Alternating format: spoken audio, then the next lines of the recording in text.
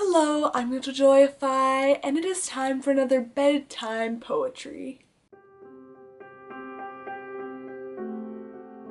My sister gave me this contemporary American poetry book, and I really love it. Flipping through, I found David Ignatow. I haven't read any of his works before or know anything about him, but I just wanted to try something new.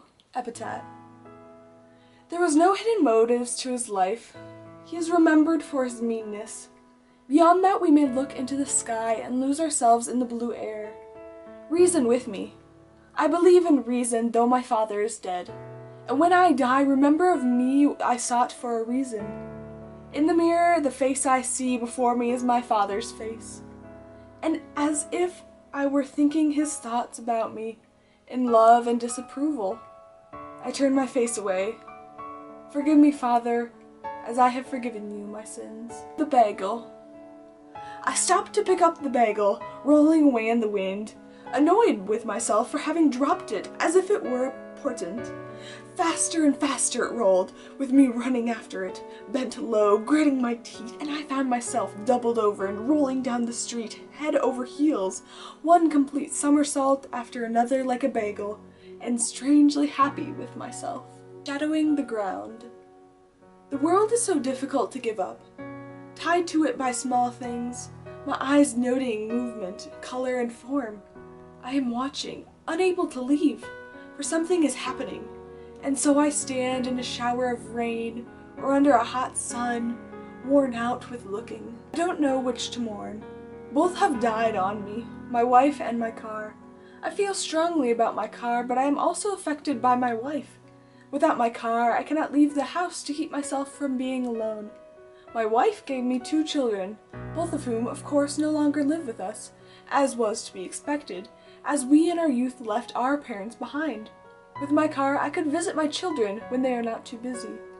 Before she died, my wife urged me to find another woman. It's advice I'd like to take up, but not without a car. Without a car, I cannot find myself another woman. That's the sum of it. It's a sick life. Being a poet, he writes to himself health so long as he writes. When he lays down his pen or shuts off his typewriter, he falls ill again. He finds himself in the world, bare, except that he hears the poetry of gunfire or in cries of revenge, worse yet of murder.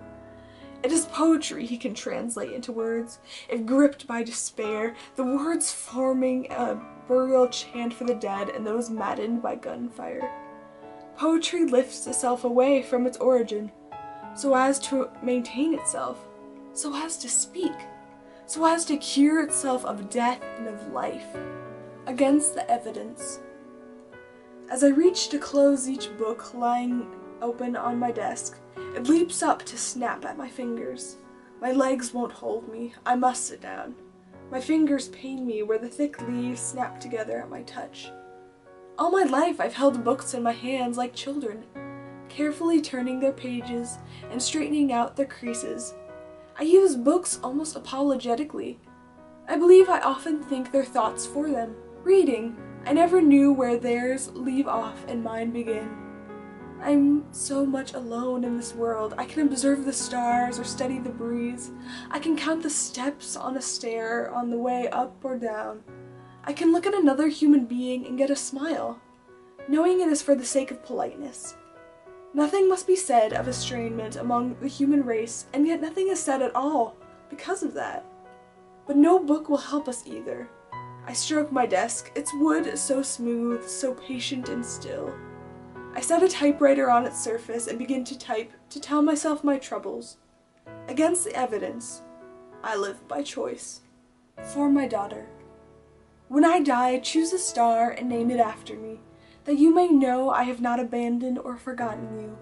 You were such a star to me, following you through birth and childhood, my hand in your hand. When I die, choose a star and name it after me, so that I may shine down on you, until you join me in darkness and silence together. I hope you enjoyed this bedtime poetry, and I hope that you have a wonderful night.